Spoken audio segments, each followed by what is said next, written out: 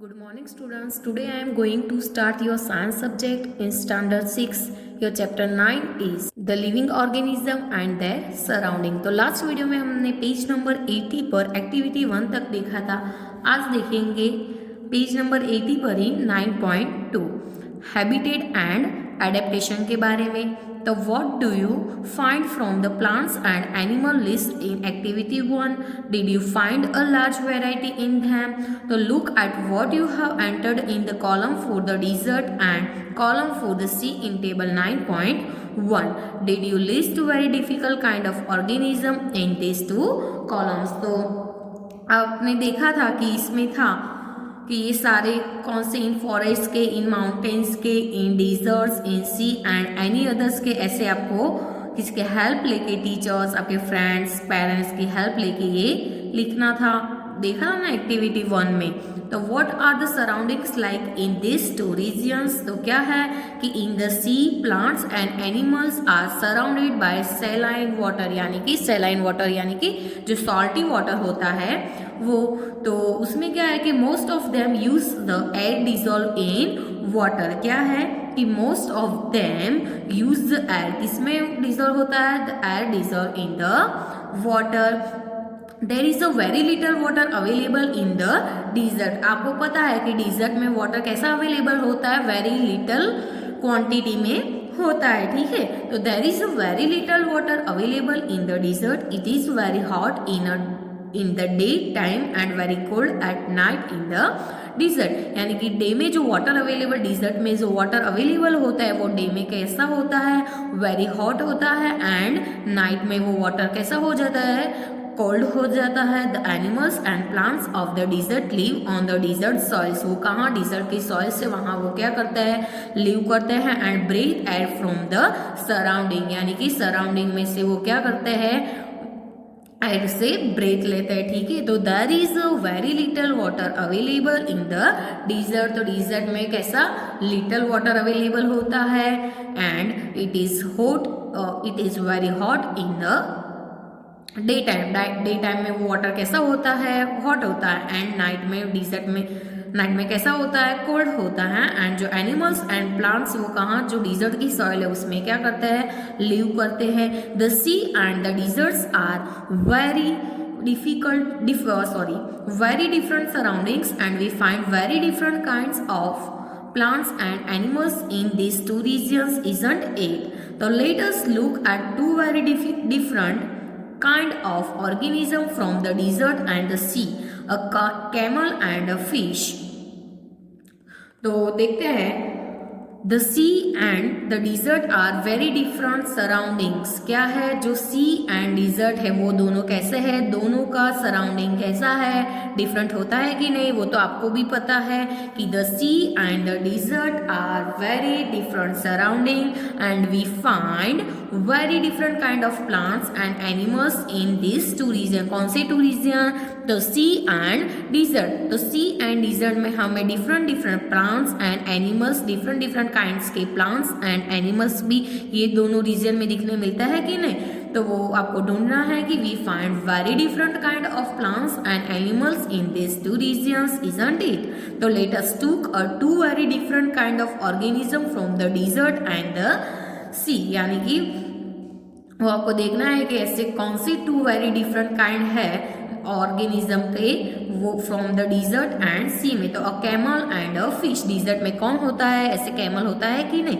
And fish किस में होती है? सी में होती है कि नहीं? तो camel and fish. The body structure of a camel helps in a survive is desert condition. यानी कि वो डिजर्ट कंडीशन में सूटेबल होता है. यानी कि जो कैमल का बॉडी स्ट्रक्चर है वो डिजर्ट में ऐसा सूटेबल है.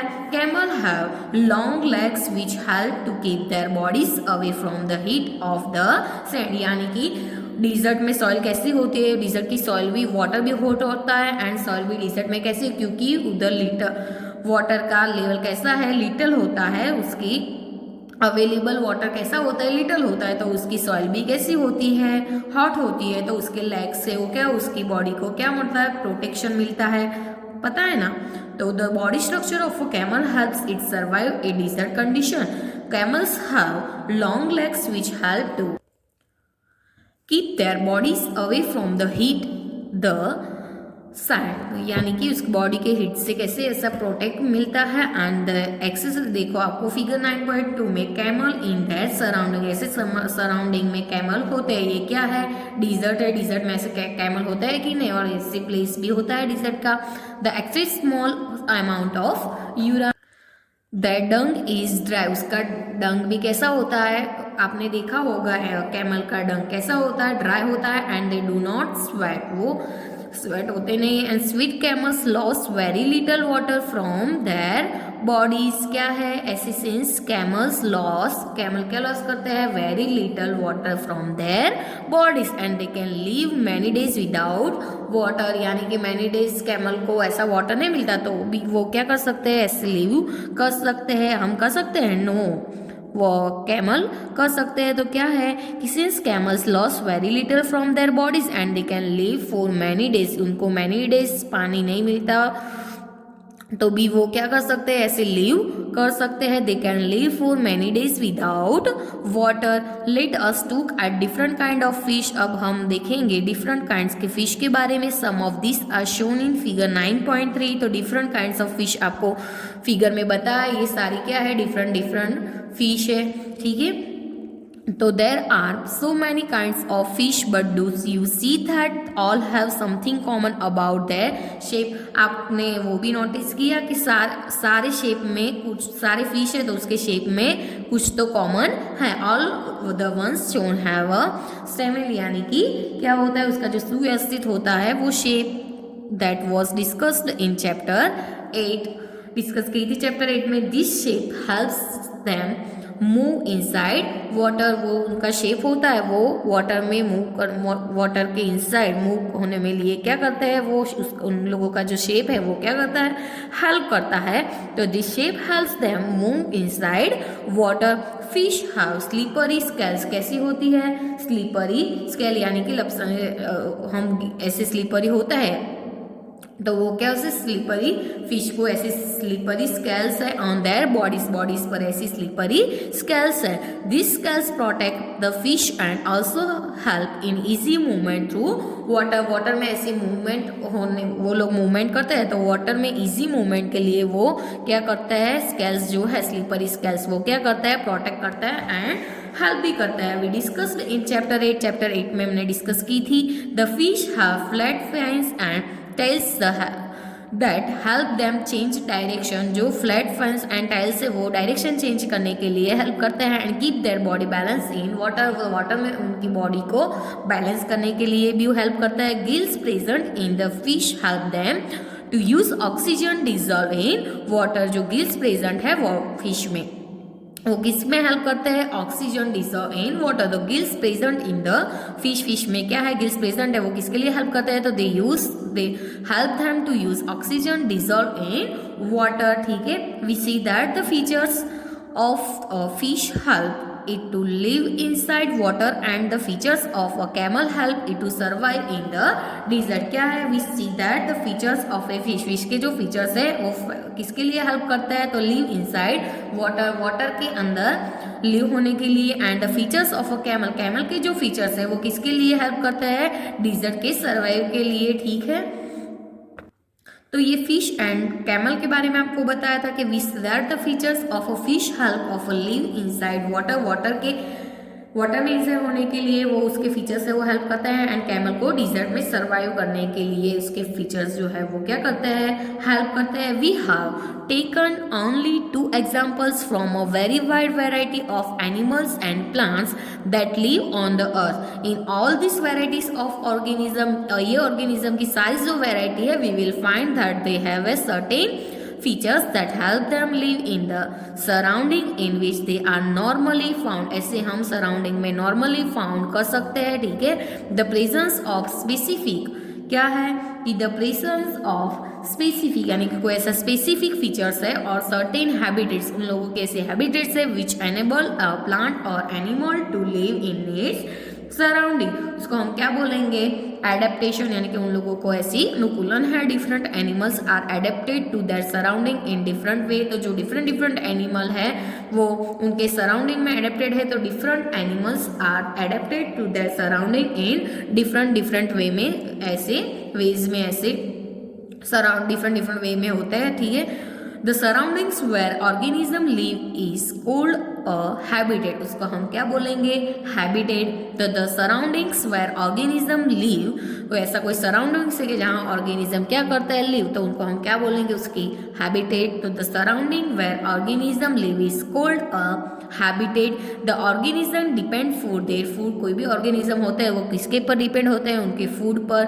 सपोज कि the organism depend for their food, ऐसे फूड होते हैं, food, water and shelter on the other needs to their habitat, उनके हैबिटेट के लिए जो जो उनको ज़रूरत है वो उसके पर क्या करते हैं, ये सारे ऑर्गेनिज्म डिपेंड करते हैं। हैबिटेट मीन्स ड्वेलिंग प्लेस, यानी कि अ होम, हैबिटेट का यानी उनका जो होम होता है उसको हम क्या बोलेंगे, habitat. Several kinds of plants and animals may share to same habitat, यानी कि डिफरेंट डिफरेंट काइंड्स के जो प्लांट्स एंड एनिमल्स है वो क्या करते हैं, में शेयर द सेम हैबिटेट को ऐसे